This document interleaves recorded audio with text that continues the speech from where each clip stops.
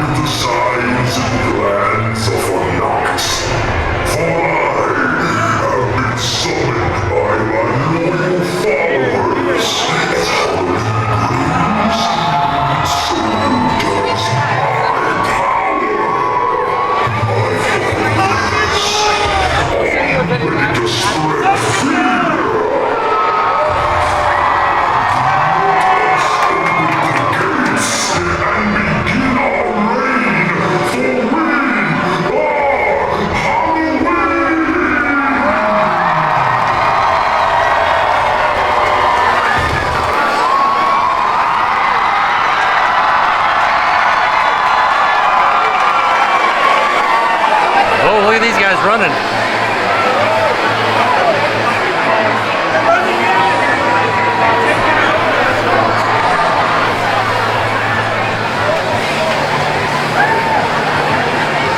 So like the Pumpkin Lord smells like, so the Pumpkin Lord sounds like Megatron, right? Yeah, he does sound, he must be related. Yeah, probably. I'm gonna ask Megatron about that. Second cousin's removed. Maybe.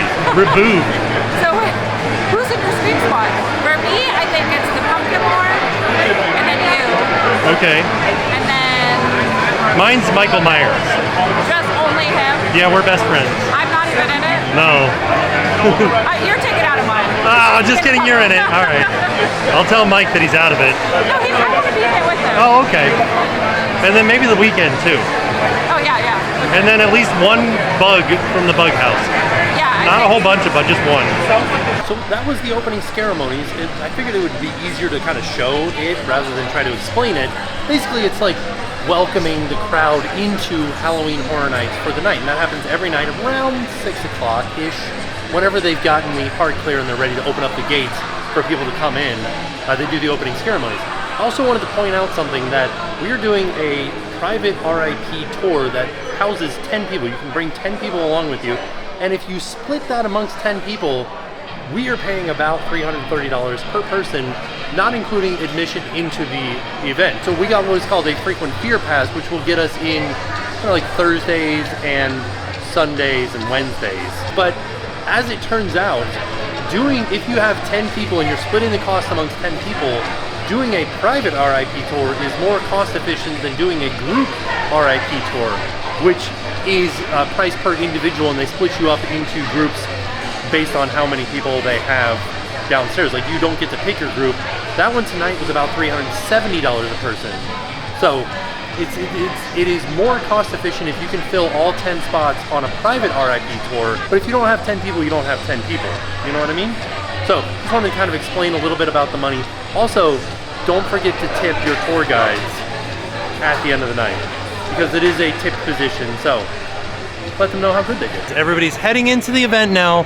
And we are, because we have already checked in, we are headed, this is Seaward, she is the same tour guide that we had last year, and we are headed into the park now. So we are headed back to La Bamba first for a little snacky snack, a little reception before we head out into the rest of the event. But to get there, we do have to go through Graveyard Deadly Unrest. So it is called Graveyard Deadly Unrest, and it is exactly what it sounds like. We're gonna go through the Nettlewood Cemetery.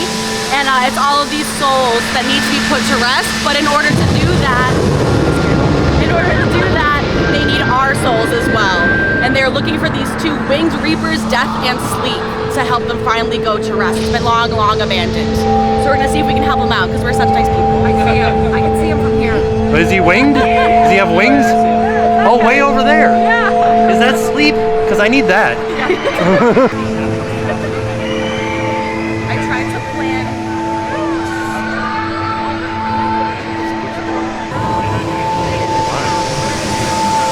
Oh. Oh yeah, look. There's a gargoyle guy. You were right. You were right. Yeah. I love it.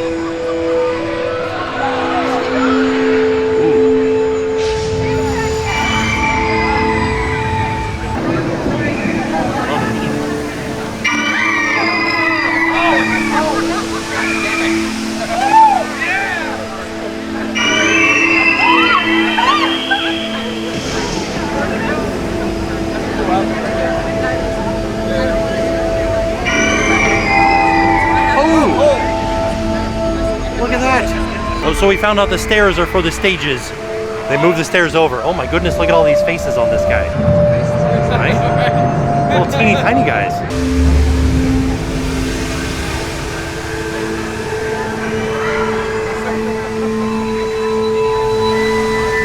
Love that. Oh my goodness, it's so foggy right here. Look at his hands. My goodness. This guy is gonna scare the bejesus out of some people at night. Once it gets dark in here, ooh buddy, like that. So we've made it through the Hollywood Scare Zone. Graveyard Deadly Unrest. Oh, there's a guy with a chainsaw over there. Hey, it is starting to rain a little bit, so I'm glad we are heading into La Bamba right over here before we get into Scarecrow Cursed Soil, which is the next scare zone. So La Bamba is right over here on the right, and that is where the RIP reception is, and we'll probably be in there until it's dark out. Hello.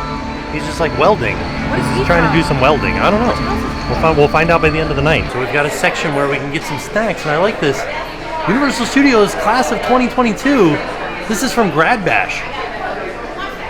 Jen, happy Grad Bash. Oh, thank you. We did it. We graduated. Wow, that was, I graduated Look at us. 20 years ago. Ooh. I graduated more than 20 years ago. We've got some desserts over here, some macarons, some cupcakes, some spider. What would this be? This would be pumpkin spice squares.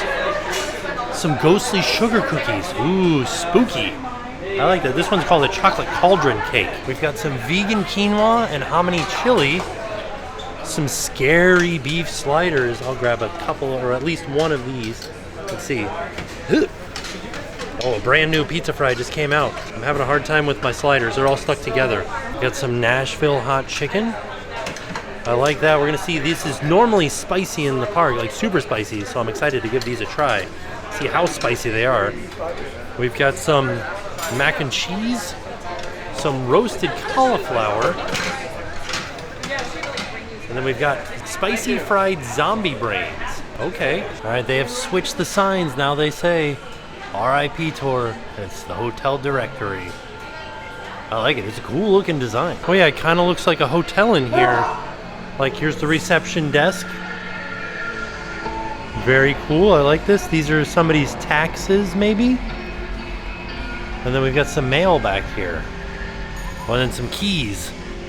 Also, It may have started raining out here. It is very humid out. So SeaWorld just handed me this pin or button. So this is the first year that every tour gets a pin. Normally it was just Unmasking the Horror tours, and it says, go with a guide. HHNRIP. Little guy. Spooky, she's coming through. Oh my.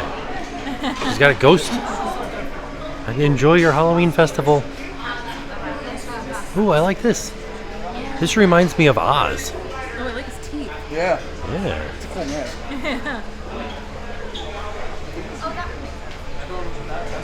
I like how he's kind of like a marionette. All right, so right now we're all done with our little snackies, and we're gonna head back through the Hollywood Scare Zone so that we can get to the front of the park and go through the horrors of Halloween with the Pumpkin Lord.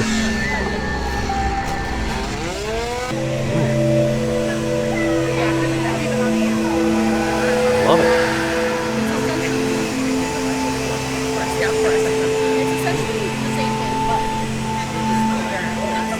She's got fantastic hair. Oh, my goodness. Ooh. She's got like a floating head. Wow.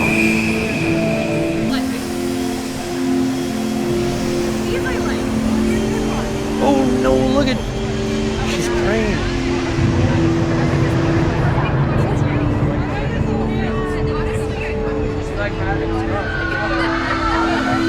Paying her respect. Everybody in this scare zone has great hair. You were right. They're not like zombies. They're like dead in the outfit that they were buried in. Yeah. Yeah. You got it. Oh, we're off the stilts now because of the rain.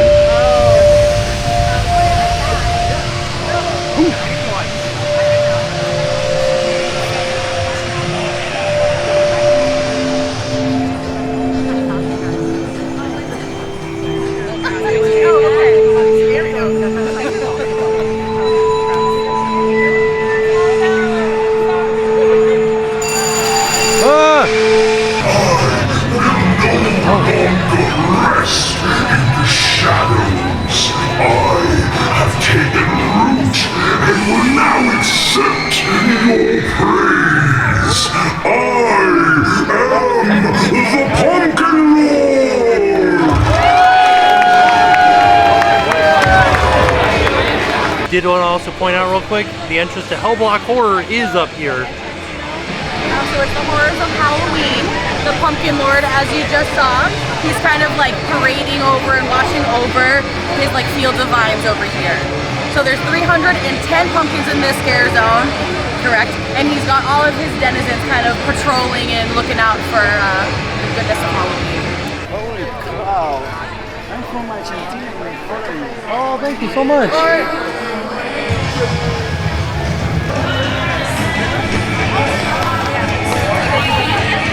My goodness.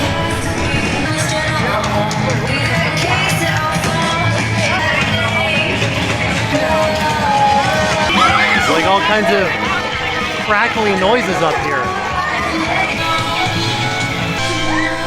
So there's kind of somebody from every scare zone in here. So we're going to begin our journey with Hellblock Horror. Say that 3 times fast. So we're gonna head into Ward 31. There's another 31 popping up for us, where this prison has been containing all of these monsters and different creatures.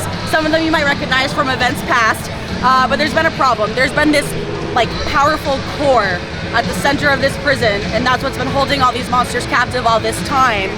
But there's a problem with the core, of course. So we have to get in there and detonate that core to kind of get rid of the prison and save ourselves. Oh, Yeah. We're on a mission. I'm excited. Yeah. So is this one of the houses that has a guest activated scare? Oh, it's not. Okay.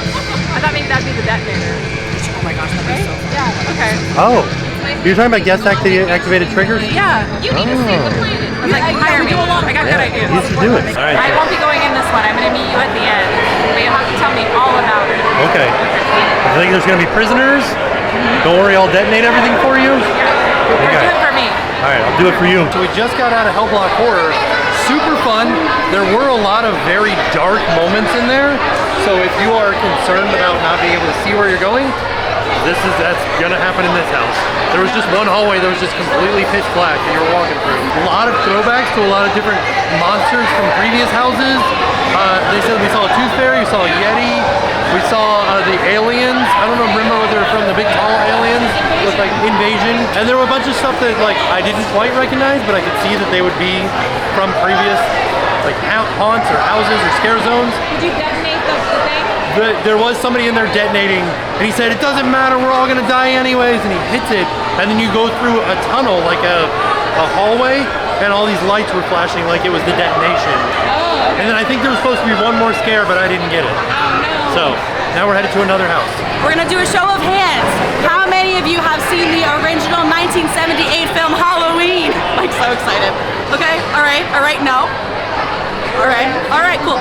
So, this time we have had Halloween at the event before, but this year we're going back to where it all started. We're gonna start when Michael Myers was a child, and we're gonna kind of follow the story linearly this time. Okay. So we're gonna start in when he's a kid, and then we're gonna kind of go for a circle when horror comes home. My favorite fun fact about this house is that there are 41 knives used in this maze. That is including backups, but that means that it is the most ever duplicated prop for Halloween Horror Nights. Oh. 41 knives, just in case you weren't scared enough. And he is shot. I shot him 6 times. So something that's very exciting for me is that I was talking to our tour guide, Seaward, and she let me know that there's no actual warning against being pregnant in these houses. So they used to make a blanket statement in every house saying if you're pregnant, don't go in. But now they only do it for certain houses. Like for example, they did it in the Saw house a few years ago. Too gory. Yeah, but this year none of them have the warning. So I may go in a few houses. I didn't go in that first one just because Seaward said it scared her a lot. So I was like, I won't go in that one. But I think I will go in Halloween. Okay. Because I know Halloween. Right. You know, like I feel like I'm ready for it. Okay. So I'm gonna go in this one with you guys. All right. So you just went through Halloween. What did you think? It was really good. I'm glad I started with that one because I was very familiar with it. Right. And I felt like I had already been through that house, to be honest. But I got a couple of scares. They weren't like really scary. It just startled me. But it was really good. The first Loomis got me. I wasn't paying attention. I know, Loomis yeah. popped out and I was like, ah! So at the very end of the house, there's like a mirror maze where there are static Michaels and then actual Michaels. That was really good. I liked how they did that. It was a good way to end the house. Our friend called it the Triple M, the Mike Mirror Maze. Yeah. It was good. And I also really liked walking through the closet. On one side was Michael, on the other side was Lori. And then you're walking through the clothes. It was just like a cool perspective. Right. Because you guys know the big closet scene in the movie. Yeah. You know. That scene. But it was really good. It was a good house to start with. Wasn't super scary, but I loved the look of it. Yeah. I like these gobos up here. They've stated that 31 is going to show up many times around the event. And there it is. I also like these like little spooky boys up here. Since we're already like playing tourists, we're gonna go play tourists in a little Latin American village. And we're just kind of wandering through these beautiful streets. And then we see a really nice old lady making some masks that kind of look like a little dog. And she looks so friendly, so we're just gonna keep wandering into the streets. Turns out that it's a trap that's being used to lure all these tourists to sate the hunger of the Chupacabra. Basically, for the townspeople to save themselves, they're gonna sacrifice all of us. And it's not actually the festival of the Chupacabra, it's the Festival de Sangre. I probably said that wrong, but it means blood in Spanish, so yeah. Something that's really cool about this house is that in every room you're gonna be able to either see or hear the Chupacabra to kind of keep that sense of he's always around. Oh. Let's see if we can make it out. There he is. The Fiesta de Chupacabras. Also, fun fact, the mask maker makes an appearance in Scare Actor Dining. Oh, yes, she sure does. Super loved that house. It was a lot of fun. Smelled like boobies. It smelled like pee and poop. Like if you've ever been on a construction site and smelled the porta potty, that's what it smells like in there. One of the first rooms I think was supposed to smell like burning, but it actually smelled like pee. Well, so the whole reason was there was a toilet scene in there, and the smell was leaking over from the toilet scene into the first scene. Oh, okay. Yeah. But it was super fun. I liked the puppets a lot. They were cool. But they super big Chupacabra puppets in there. They kind of looked like saber-toothed tigers to me, right? Which was weird. But yeah, the puppets were awesome. All of the townspeople's masks were really fun. They were very like spooky and oversized. They were definitely like creepy. Yeah. And I liked the sound. How Seaward was telling us that you could hear the chupacabra in every room.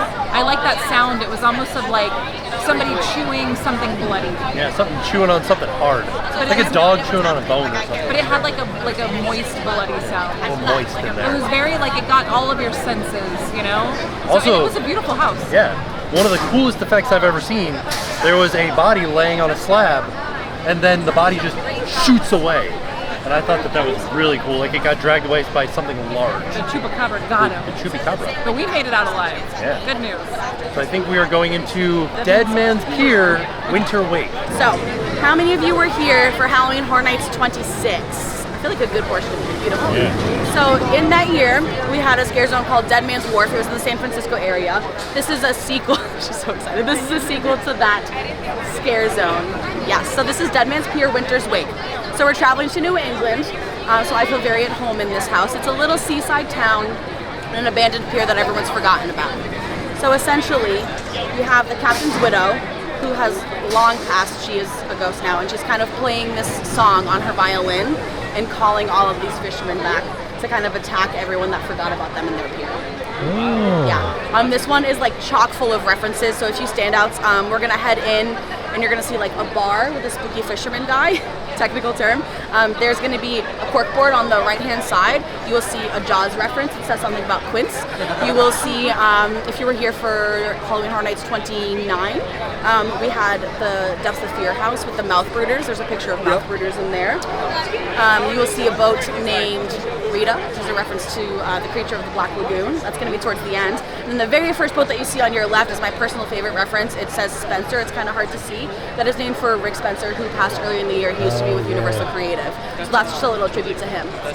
Yeah. So let's see if we can make it out of this abandoned pier, shall we? Can you do that all again, but this time say, who of this Scream Squad was here in 2016? All right, so real quick, we stopped off at Race Through New York, starring Jimmy Fallon, because this is where there is like a drink stop, a lounge stop. So this lounge stop on the RIP tour is unique because there's an outside balcony out here. There are little like bar top tables out here, and you can kind of overlook a lot of the event. So these are people waiting to get into Spirits of the Coven and Hellblock Horror, and I think the other ones would be backstage kind of over here. Here is what is available at this lounge stop. Or you can get premium cocktails. And they also have Ghoul Juice and Electric Death. Electric Death is my favorite band. So we just got out of Dead Man's Pier Winter Wake. I keep wanting to say Dead Man's Wharf because that was the name of the scare zone. Yeah, I keep getting It's crisscrossed. Dead Man's Pier. Yeah. It was fantastic. It was beautiful. So all of the things that I read on Twitter during the team member preview, everybody was like, it's just so beautiful. Like there could be no scare actors and it'd still be the best house just because of how beautiful it is. And it really was. I really liked how the set, they were like full sets. They were huge. They were like movie sets. They were so big that you could see different scenes from within different scenes. Yeah. So there was like but they all ran together, like they all went together. Right. And there was like this whole shipwreck scene, and you went through like different levels of the shipwreck. There's like 5 different very large ships in this house. And I loved the underwater effects. And then there was a scene where it was actually raining, and that was really neat. And then you saw, so like Seaward was saying that the widow would play the violin. You saw her, she was like up at the top of the scene playing the violin, and it was very like eerie. And I saw her from another scene, and I was like, oh, there's like an animatronic up there. And then we made it into the scene. It was it's a real lady. It's a lady. Yeah, a real person playing the violin. Playing the violin. And I loved all of the ghost sailors were very like waterlogged. Yeah. And like kind of drippy and like gooey looking almost. Yeah, it was if that makes sense. Yeah, it was really, just the whole thing was beautiful, but also very creepy. Yeah, beautifully creepy. So, we are gonna go back to my hometown for this one. We're going to Salem, Massachusetts. We're also gonna time travel to the 1920s into a speakeasy run by witches. So this one is very interesting because you'll notice that all of the witches that you meet right up front are all very beautiful, and that's on purpose. They're luring you farther in to the speakeasy so they can use you, particularly the men, to take your blood and brew all their potions. That's also why we're in a speakeasy, because they're using the distillery equipment in order to brew those potions, if that makes sense. Oh, okay. Yeah, this one also, you'll see lots of 31s throughout. And I don't want to give too much away because it's my favorite, but I think you're gonna like it. So we just got out of Spirits of the Coven. Super fun. I liked it. It was neat. I liked that there was a big storyline to the house. And I was able to follow the storyline pretty easily. So like she said, there's a coven that's kind of drawing you in to steal your blood, and then they're making potions out of it. And then there was like a bootlegging scene where they were like stocking the potions into pigs to ship those off to other covens. It was super fun. By the time we made it through, we were like underground. Well, they also, so as we were walking in, somebody goes, I like the house, but it had a 1920s theme until the last 10 seconds. It didn't make any sense. And I kind of understood what they meant, because the last part of it, you're underground with all these like witchy symbols, and there's like a witch on like a podium. She was like the queen witch. Yeah, but it took a turn from the original look of the house. Yeah, but it was cool. It was not my favorite, but it wasn't my least favorite either. Okay, I liked it. I thought it was pretty good. It kind of reminded me of the movie Witches. Okay. Like how they looked pretty at the beginning and then they turned into like... Oh, the old movie witches. Yeah. Okay. Yeah, like they were very scary looking. The witches progressed through the house from being very pretty and trying to draw you in to full out like crooked nose and like warts and wrinkly face witches. No eyeballs. Oh yeah. Spooky town. I got a couple of scares in there though.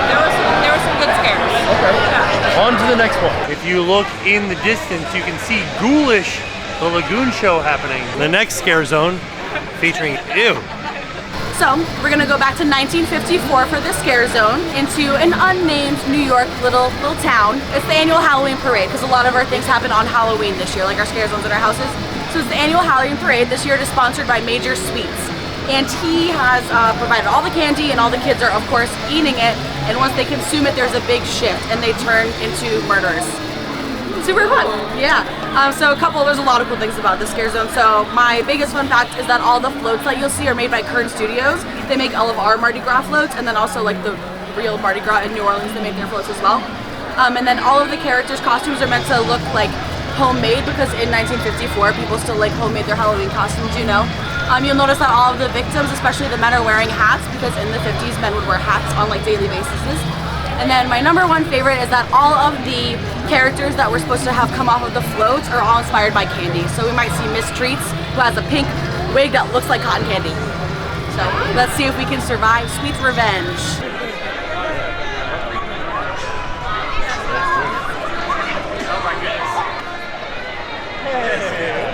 It's the judge.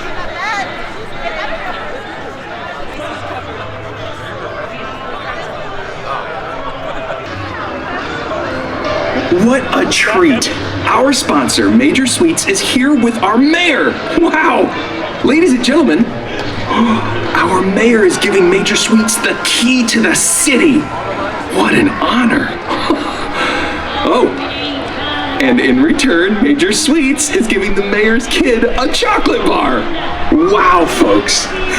That kid is hungry! Gee Willy Willikers! There must be a lot of sugar in that candy. The kid is jumping off the wall. Oh no! Oh no! Where did that child get a knife? Someone, get help! No! No! Not the mayor! It's a madhouse! A madhouse! So that relates to the float. There was another part of the show happening.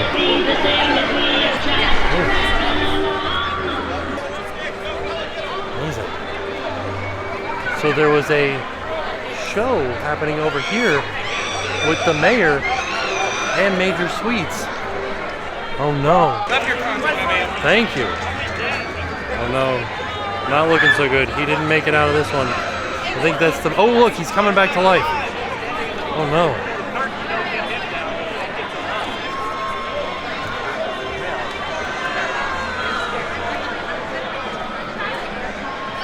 Oh my. There he goes, there's the mayor. He did not fare so well. This looks great. Sounds like somebody screaming from the rooftops.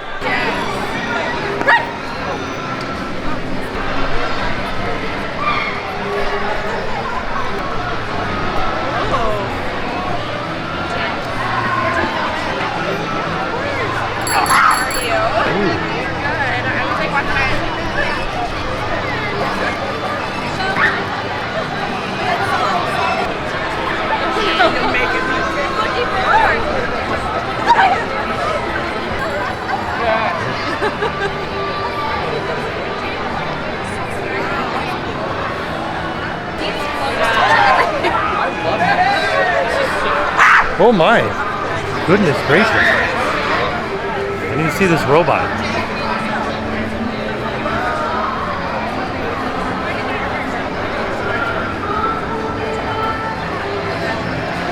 They have like a huge warehouse. Yeah, it's the Christmas robot.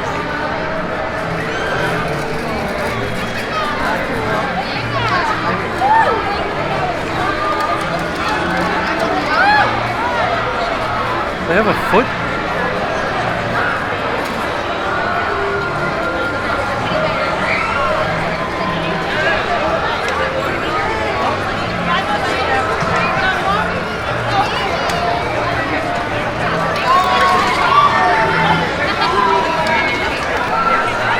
The major suites. The major suites float.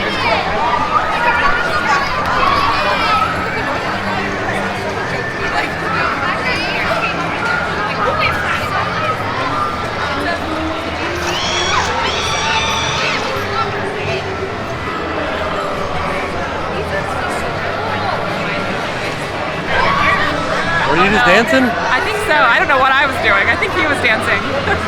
Through Scarecrow Cursed Soil, we're gonna go into Nebraska. This is also kind of a sequel to the Scarecrow the Reaping House that we had in Agent 27. Yeah, so this time we're gonna go through the dilapidated barn, and all these creatures have become angry again because we're all disrespecting Mother Nature. So let's survive. Mother Nature. Mother Nature. Would you say that the Scarecrows are part of a Scream Squad? If you would like them to be, we can invite them to the Scream Squad. They should play the horn a little bit louder. Yeah, it was a little quiet.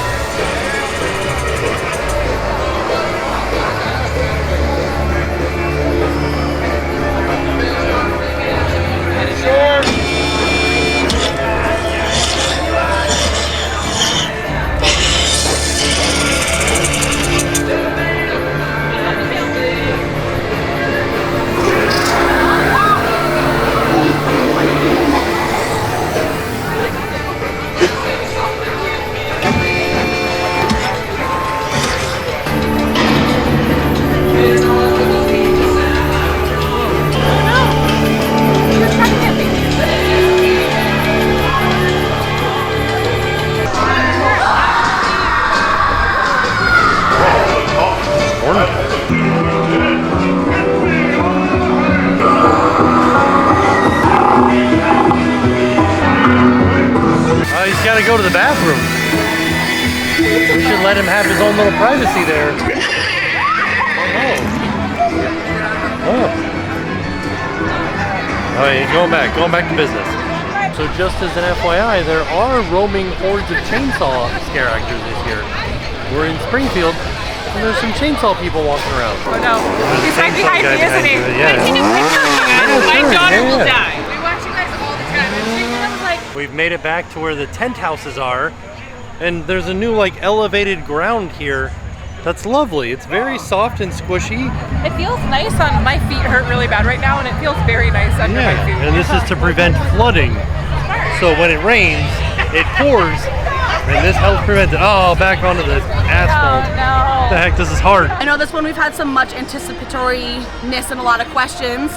So Scream Squad, are you ready to go into, see just for you, are you ready to go into the Weekend After Hours Nightmare? So essentially, our storyline, we're on the Vegas Strip. we're partying, it's been a really long night, and we're about to call it quits. But then we hear like a whisper on the wind of this elite after party with a super exclusive DJ at an abandoned warehouse. So of course we have to go. We get there, somehow make it past the bouncer, slip behind this curtain, and you see a man strapped to a chair with all these wires coming out of his head, and you're seeing all this like light and essence like pulled out of him. And we don't really know what's going on. So we're trying to figure out if we're in a dream, possibly a nightmare, to see if we can make it out alive. Oh. All right? Screen Squad! Screen Squad! We're heading into the weekend. Whoa, I'm glad they've got a big old subwoofer out here too. It sounds great. I can't believe I'm about to say this, but that house was the best one. It was really like visually just such a cool house, like the lighted mirrored room, the subway car. It sounded good, it looked good. Yeah. There were scares everywhere. It was, yeah. You could follow the storyline. Things were surprising. I think you should definitely watch some of his music videos. You don't need before- to, I didn't. But I think you should, just to be, if you would like to be a little more ready. I don't understand what was the frog. He like licked a frog and then he turned into a frog. Like a mutated, scary frog man. Yeah. Then also there was one point where like a subway train, like an entire subway train that they physically moved at you. Yeah, that was scary. I wasn't ready for that. Right? It was so big and I was like, this is where we're walking. I'm blown away by how good that house was. It was really fun too. Yeah. Like it was scary and fun. Sounded good, put you in a good mood. Yeah. I'm really blown away by it. Yeah, I'm super excited. I think next we're gonna go into Universal Classic Monsters. Totally different experience. Right? I know, I'm kind of like curious to see. This one I actually wasn't super excited for. I know. So let's see I'm how excited it to is. see it because there's two parts to it, one here and one in Hollywood. And we'll be in Hollywood soon, so we'll get to see part 2. Yeah. But yeah, let's see what this one's Do about. it. Universal Monsters Legends Collide has like a massive backstory, so we're gonna get to like the basics of it so that you can fully enjoy this house. So Larry Talbot, aka the Wolfman, is just not having a good time. And he gets this letter slipped under his door by a mysterious count that needs like a businessman to advocate for his dig site in Egypt. So he kind of thinks like, why not? I have nothing else happening right now. Let me go over there. So he gets there and he learns about all these like hieroglyphics at this dig site that are leading to this amulet that is buried deep in the mummy Caris's chest. And that amulet is said to be able to break the curse of the sun and the moon, which is why he wants it, because then he does not have to be transformed by the moon every day. So he's going and he hears that he's buried in the temple of Anubis, okay? Bear with me, I know it's a lot. So he's going into this temple and that's when the full moon hits. So he transforms and he starts tearing through everybody, everything in the temple. While that's happening, there's a priest in the temple of Anubis trying to rise the mummy Caris to help like wage this war with all of his minions and kind of protect the amulet because they don't want the Wolfman to have it. And then it turns out that this mysterious count that needed this benefactor is actually Count Dracula. So that's how he fits in. So you'll see him transform. He shows up in wolf form and transforms into the Count Dracula that we know and love.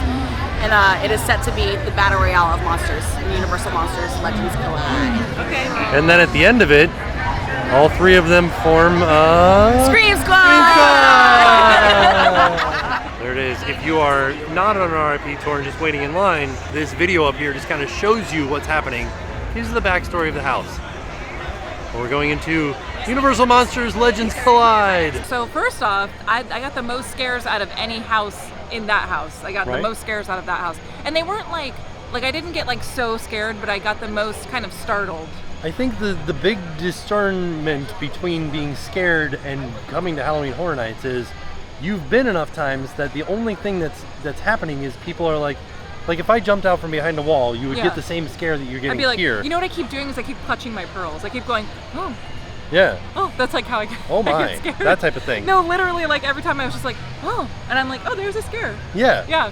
So that's I feel like some people come to Halloween Horror Nights and they're very scared of the event Yeah, like my because first of like time. the psychologicalness of it. Yeah, because you don't know what to expect and you don't Right. know how scary it's gonna be. So then you like over hype it. Right. You scare yourself. Does Right. that make sense? Right. But then So- once you've been coming to the event for so many years, it's just kind of like, oh, somebody jumped out from behind a wall and scared me a little bit. Yeah, yeah. But that house was actually like really pretty. The first thing you see when you walk in, I think is supposed to be like what the Sphinx used to look like. I thought that it was like Hugh for the Mummy the Ride, where there's like that huge statue of Anubis that's kind of like leaning sideways. They're trying to crank it up. Oh. Yeah. And it was all very well themed. And the Wolfman, I thought he was like his costuming was really great. Yeah. All of the sound effects, it was definitely like a startling house. I like the effect of Dracula showing up because you see him show up as a bat, and then you see his shadow on the wall, and then Dracula pops out. Yeah. He's And like, then, hey, it's me. I'm here to suck your blood. But we also, there was supposed to be a flying scare in there that we didn't see. We missed it, yeah. So hopefully we can go through the house again at some point and see that scare. Yeah. But I thought it was a really good house, and I can't wait to see part 2 in Hollywood. All right, up next, Halloween Nightmare Fuel, Wildfire. Thank you and enjoy the show.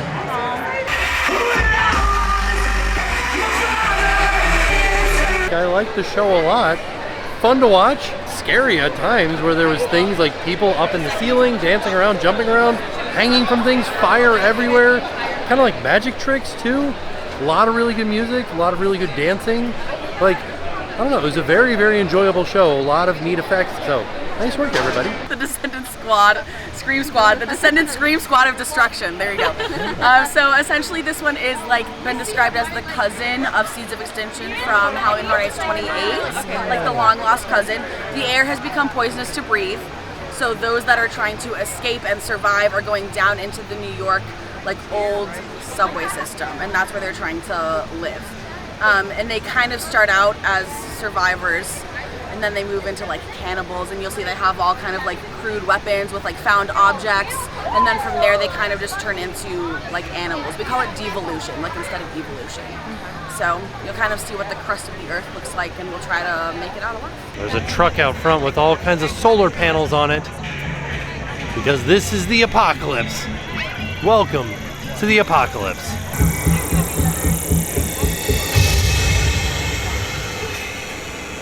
All right, so we just got done going through Descendants of Destruction. I was not entirely a fan of Descendants of Destruction. Okay. It was kind of like a little bit kind of boring to me. Was it? Yeah. I thought it was like the sets were really cool. Yeah, it looked really nice. Yeah. But I wasn't startled at all, and I didn't feel any sort of like tension. Okay, I didn't get a lot of scares in that house. I thought the costuming was really cool. Yeah. Though. I liked the story behind it. Yeah. It definitely was not in my top, like 5 or anything like that. Right. But I don't know. I'm glad we went through it. Yeah. It's one of those. I'm glad we did it. Yes, the Bug House. So bugs eaten alive.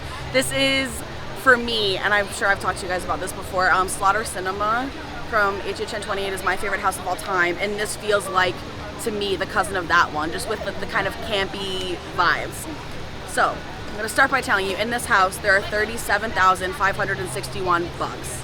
Probably more because it's Florida, so I'm sure there's actual bugs like scurrying around in there. But so we're gonna go to the 50s, to the World's Tech Fair, where this company is kind of like presenting all their new and fun inventions. The invention that they're most excited about is the Exterminator. So it's gonna heat and cool your home and keep out unwanted pests, and it smells like pine. So all around a good time. However, at Pavilion 31, this testing kind of goes awry, and the overdose of this Exterminator has an adverse effect. So all of the bugs escape and start mating with each other and laying their eggs in anything they can get their little legs on, including people. So yeah, we're just gonna try to survive that and not become egg sacs. So gross, so gross. Yeah, that's bugs eaten alive. What did you think of the Bug House? So that one really made me just feel gross. Oh, okay. Like I just felt gross. And like there are these 2 hallways that you walk through that are black, but they have like the air kind of. Yeah, it made it feel like there was stuff on your legs, but it was just air. Yeah, and then there was the sif, like the strings hanging down. Monofilament hanging down. Yeah, and I was just like, it just felt like gross. And then of course, if you have a fear of, what's the Is fear that of like the tryptophobia or whatever? holes? If you have a fear of like holes, Yeah. that don't go in that house. No, that's definitely like not. that's all it was. It was playing on that fear, Right. and like the bugs would like hatch, lay eggs in your skin, and they had like the holes where the bugs were like hatching. There was a guy that was literally like alien, like had the thing hatching out of his belly. Yeah. It was definitely a gross house, but like in a fun way. There were also human-sized bugs. Oh yeah, that's right. There were. They were and fun. The noises, I think, is really what got me. Oh yeah. The Kinda bugs. like squelchy. Yeah, exactly. But it was like the bugs like kind of walking, and it sounded kind of wet, and it was, I don't know. Yeah. It was gross. It was fun though. It was Yeah. a good maze, good house. And I liked the theming that it was like the in the 50s. I thought that was cool. Like Yeah. the way that everything looked was cool. Now we're headed back into the weekend just for one quick run through before we go back up to the front of the park. Yeah. Because We enjoyed the Weeknd. Yeah, I just need to do it one more time. All right, so we just went through the Weeknd again, and I felt like there was less music that time. I still had a really good time. Yeah, it still was really good, Yeah. but the first time was better. Yes, for sure. I think I got less scares this time, but it's just like, it's such a cool looking house. And the story is so weird, and I don't know, I liked it. I think I liked our first run through better. Yeah, it just felt like it just hit better, you know? Yeah. Like there was just more music, and I feel like in this run we were getting the ends of songs. But I'm glad we did it twice. Yeah, me too. I'm happy with that. Yeah, now we've got one more house to do and one more scare zone to do. Ooh. Let's go do it. Alrighty, so our last new scare zone that we haven't walked through is Conjure the Dark. You can hear her back there. So this is our telling of the first All Hallows Eve. This like all-powerful sorceress is using all of the different types of magic she has, which of course includes blood magic and like sacrifice to kind of raise all of her spirits. Yeah. To raise her scream squad. To raise her scream squad, yes. But she's just really trying to raise everybody's spirits. Yeah. That's nice. Yeah. Putting us in a good mood. Kind of lighten the mood. Right? I like her already.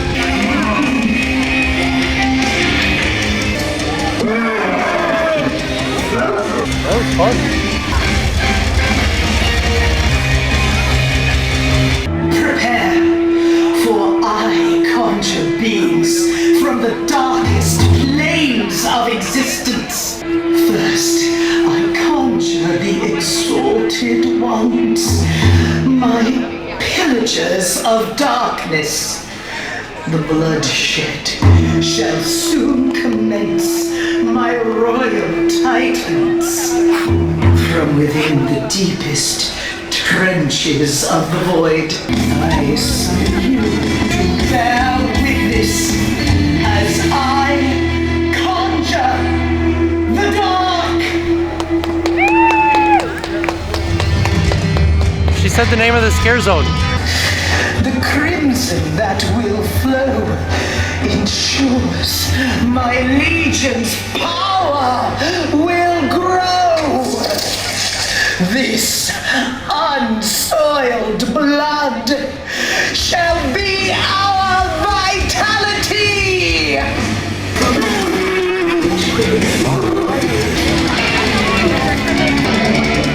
So this is the third time that we've partnered with Blumhouse to have a Horrors of Blumhouse house. This time it is another double feature, so we're going to enter into Freaky, which came out in 2020. Essentially, there's a serial killer known as the Butcher, and he has this like magic knife, for lack of a better description, that he goes to murder this girl with, but they switch bodies. So she now has until midnight to switch back into her own body. So we're going to walk through that one first. And then you have the Black Phone, which just came out like a handful of months ago. You have a kidnapper named The Grabber, who quite literally grabs children and keeps them in his basement until he's ready to murder them. So our newest kind of victim, his name is Finney. We're kind of following along his path to try to escape the basement of The Grabber. And the whole part where the actual Black Phone comes in, there's a haunted phone that he's kind of picking up to get clues on how to escape from all of The Grabber's past victims. If that makes sense.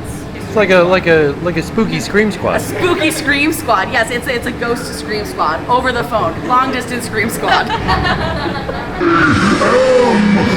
Pumpkin Lord!